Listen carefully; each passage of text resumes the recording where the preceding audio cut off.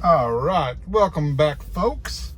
It is Thursday, April 4th, 2024, and it seems the Tesla ride-alongs seem to be a popular video genre on my channel.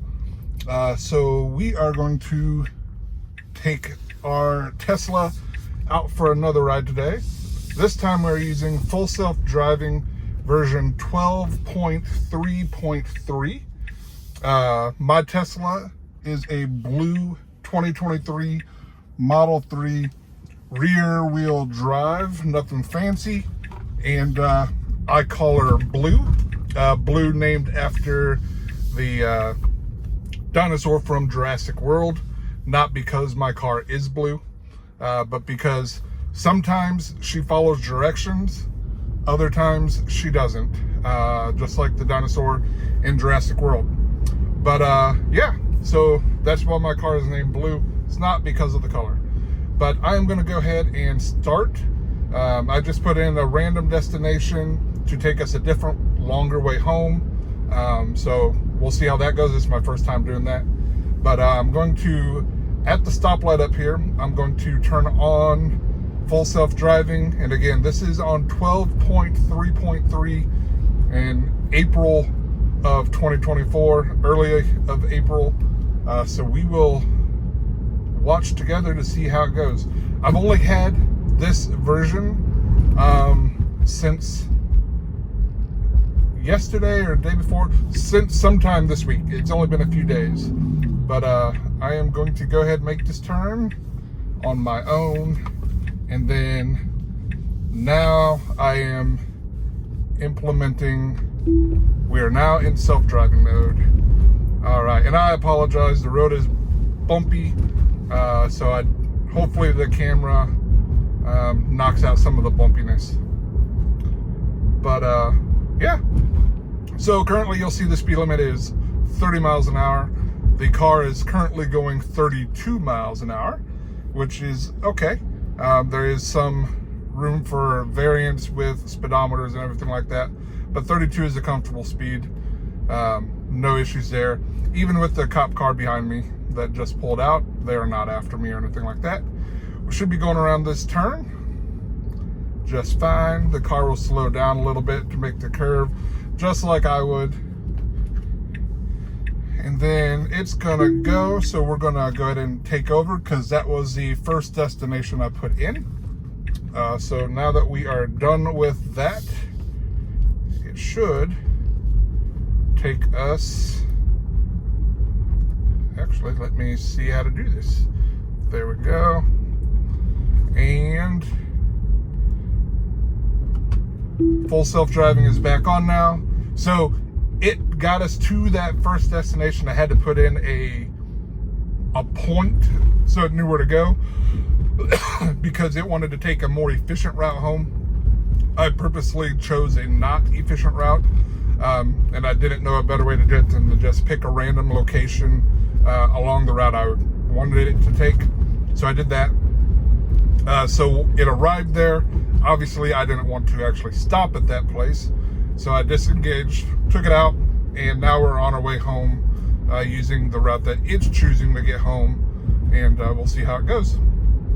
Again, speed limit is 30 through here. Right now, we're still going about 32, 33 miles an hour.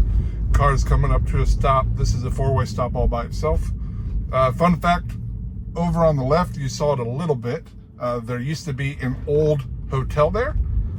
They just got done tearing down that hotel, and I think they're going to rebuild as something else, another hotel. So the car is trying to decide which lane it needs to get into to do whatever it's going to do, and it looks like it's going to go straight.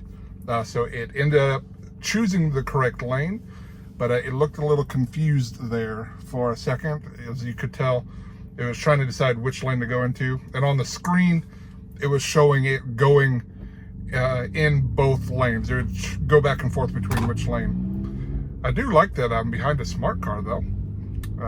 Don't see very many of those around. The acceleration with the car in front of me was more on par with how I normally accelerate. It's still This was actually a little bit slower than I normally accelerate, but I prefer that way over the heavy acceleration that it had with the last version. But yeah, and again, these roads are super bumpy. I apologize. It's got to be not very steady video. All right, random pickup truck backing into a driveway. Apparently he doesn't know how to back up because he's taking forever, making all traffic come to a stop because of him. Even though there was an alleyway, he could have came from the other end of the alley and just pulled him straight, but he decided to back in the alley instead. This intersection, if you've seen it before, this is kind of a weird S-curve type deal. It sucks for everybody to drive on. I'm going to hit the accelerator here because the car wanted to come to a stop. It does not need to stop. I just gave it a little tap of the accelerator to make it go through, just long enough to nudge it to go forward, and then it took off and went the rest of the way on its own. So that was one interaction I had to do there to get it up. So far, that's the only interaction I've had to do because it wasn't doing something that I wanted it to do. So far, so good. This is actually a better drive than what I had yesterday. As I said, it seemed yesterday to be having more issues than I was having in the past. And yeah, so before version 12 dot anything, that truck going across like it did would have caused the car to slam on its brakes like super hard, not enough to make your tires squeal or anything, but still like a really hard, intense brake. Even though, as you could tell, we weren't in any danger of actually hitting the truck, there is still plenty of time. Police car off on the right, scanning people. But yeah, so far, I'm actually impressed with the ride today. I wonder if my issues that I was having yesterday with it was because of the rain that shouldn't have caused the sort of issues that it had. But today it seems to be doing a lot better. Right now, the speed limit, as you can see, is 35 miles an hour. We are going, at the time I said that, we were going about 38 miles an hour. Now we're up to about 42 miles an hour. Speed limit is increasing to 45 here. What the car is doing is it's looking at the cars around it as well to see what speed they're going, as well as what the speed limit is and what the road conditions are, and making adjustments accordingly for that, what is best for the road. And see, that smart car, it's not just robotic cars that make stupid driving issues. That was a human driver that did that same thing. And look, they're doing the same thing again. They're drifting all the way over, and that's not what you're supposed to do. They're over the white line. Unfortunately, one of the things that the Tesla does in this self-driving mode is it uses that car in front of you as like a pilot car, for lack of a better term. I don't know what term they use. A lead car, maybe. So it looks at what that car is doing, and it assumes that that car is doing what it's doing because that's what it wants to do, and that they're doing the right thing, until it does something extremely stupid. So when you see the car hugging the right side of the lane, the Tesla tends to hug the right side of the lane as well. If you see the car hug the left side of the lane, the Tesla tends to hug the left side of the lane too. That also helps it go around obstacles and everything. In a situation like this, where the driver of the smart car is driving like a moron, that does not help. But the Tesla is doing a pretty good job of staying in its lane. It didn't cross over the white line on our side, so that's good. Speed limit is currently 45 miles an hour. We're going 40 miles an hour because we can't really go much faster with the cars in front of us. So that's okay. But now that there's a gap opened up, we are now accelerating, so that's good. But yeah, so even now, again, we're keeping a good distance from the car in front of us. It looks a lot further in the camera than it does in real life. But we're about 3 seconds behind the car in front of us, which is a good following distance, especially in a school zone. So that's good. Before, with the last update and the one before that, since version 12, it's had a tendency to go under the speed limit for a majority of the time. For whatever reason today, I'm not having that issue. As I say that, of course, I can't go any faster than the cars in front of us. I don't want to, the car's not going to pass with the oncoming traffic. But the speed limit is 55, and currently everybody's going 45 miles an hour for whatever reason. But again, it can't go any faster because the car's in front of it. You can tell it wants to go faster, but the cars are preventing it from going faster. Oh, there, somebody pulled off. So, yep, and now everybody's got to come to a stop almost. Oh, old lady driving, go figure. But yeah, so here the speed limit's going to drop down to 40. We'll see what the car does.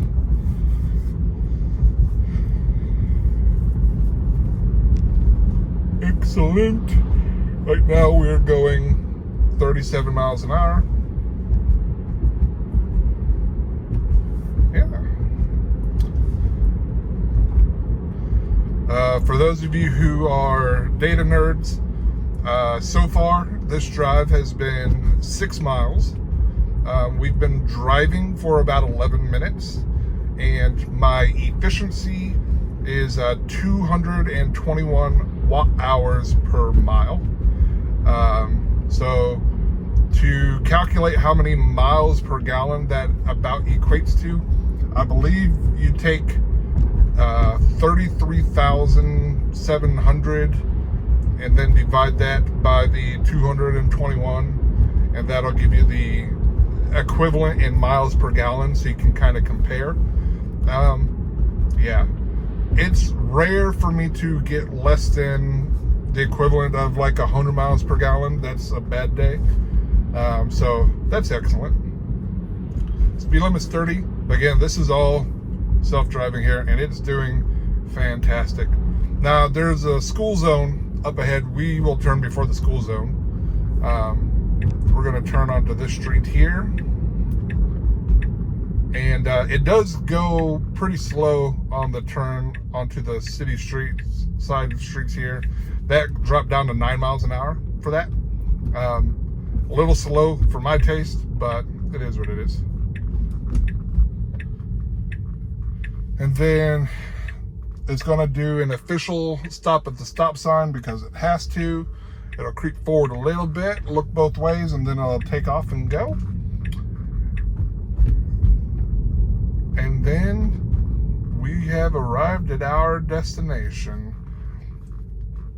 And yeah, that drive went a lot smoother than it did yesterday. So it stopped where the pin told it to stop. For that, I am driving now. That doo-doo was to take it out of self-driving. Yeah, that went a lot smoother than yesterday's drive, and I really don't have any complaints about that. So this wasn't a super long drive. It was only about 13, 14 minutes of driving, but we had 0 disengagements. I had to take it out of self-driving for issues 0 times. And I just had that one time where I had to press the accelerator a little bit to make it go through that weird S-curve. Other than that, it was excellent. No complaints from me. So as long as it keeps improving, I'm going to be super happy. I try to use self-driving as much as possible now, just because I think it's fun. And I even use the AutoPark. You know what? Let's do an AutoPark real quick. I'll show you that. So we're going to go just down the street here. There is an elementary school. Boop-a-doop-a-doop. You're going to see in real time the parking with an actual parking lot. I don't have the setup to be able to do it, or I would show you my my Tesla screen as well, so you can see what that looks like when the AutoPark is setting up. But yeah, so we're gonna go into the parking lot here, and I'm just gonna go and try to be as inconspicuous as possible, because it is a little weird going to a random elementary school when I'm not picking up any kids. But yeah, so for those of you who don't know, how AutoPark works is once you get below a certain speed, and honestly I don't know what that speed is, but I'm going to guess it's around 10 miles an hour. I'm going to go where there are cars as well, so you can see it with cars. Your display changes, and you can see the available parking spaces light up, and then with the Tesla, you can choose whatever parking space you want. So that is cool. Whatever parking space I should say that is open. So that's cool. At this point in time, as far as I'm aware, it does not differentiate between a handicap spot and a normal spot. So maybe that'll be something that comes in the future. I'm going to back up a second here to let the other person out while I'm talking. But yeah, so the screen will change how it looks and show you the available parking spots. And then you just select whatever parking spot you want. The car will come to a complete stop, and then it will park for you. And whenever this person actually takes off here in just a second, I will show you how that works. And we're going to take a spot over here on the right. And yeah, so here we go. So you choose the parking spot. The car is at a standstill. You don't have to be in park or anything. It just needs to be going 0 miles an hour. It'll tell you AutoPark is ready. And then there's a start button that lights up, and you just click start, and it will do its thing. The doo-doo tells you it's going. It puts on the turn signal to let people know that you're going to be parking. And because this is still super new, I have only had this ability for around a week or so. I am going to be paying attention big time, ready to take over just in case. I don't want to hit another car. But yeah, the backup camera comes on as soon as it starts going in reverse, and you watch, and then it goes and it'll straighten itself out. It doesn't get it perfectly straight, but it does a pretty good job. And the parking, if you can see it there, let me turn on my cameras. So you can see the top one is the backup camera, so you can see how close it got to the back of the parking spot. And then the two bottom cameras are the left and right sides, so you can see where we are in relationship to the parking spot and the vehicle beside us. So did a pretty good job. Yeah, there's the car beside me on the driver's side, and if you look down, you know, that's where the parking line is. So yeah, not too shabby. So I'm gonna go ahead and go back home so I don't look like a weirdo any longer. But that was parking in real time. It's not the fastest, and obviously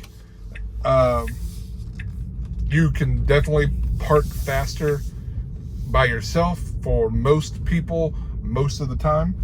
But there are definitely situations in which that would come in handy, especially if you need to do some sort of parallel parking and you don't know how to parallel park. I like parallel parking, so I do it a bunch. When I get the opportunity to, I prefer doing it myself. And I haven't had a chance to try it out yet, but yeah. So hopefully that helps, and that gives you a little bit of a glimpse into how it's working. And maybe we'll get another update here shortly that will give us a chance to try out even more stuff.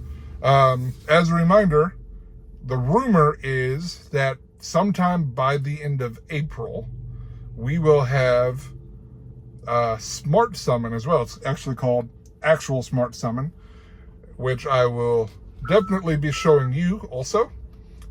This allows you to, like, you could be at the entrance of Walmart and your car be parked in the parking lot, and you can have the car come pick you up at the door. So I am super excited to try that out when I finally get it. It's one of the main reasons I was excited to get this car in the first place, and I haven't got to try it yet. And in case you're wondering, that beeping, because I don't have a paved parking spot, is like basically grass and stone and gravel and mud. It sees the grass and it tells me that I shouldn't be parking there, which I shouldn't be. It is our parking spot, but you shouldn't park in the grass. So it tells you to stop all the time, which is annoying, but it is what it is. But yeah, hope you like that. If you want to see more of it, let me know. We can do more intense routes to try other stuff out. Unfortunately, I live in a small town, and the nearest big town is about a half an hour, 40 minutes away. So I don't really get to try any of the super weird or heavy traffic stuff that frequently. But, you know, doesn't mean I can't make a special trip to try stuff out, especially once we get a little more comfortable with everything. But yeah, let me know what you think, and I will catch you in the next one. Take care. Bye-bye.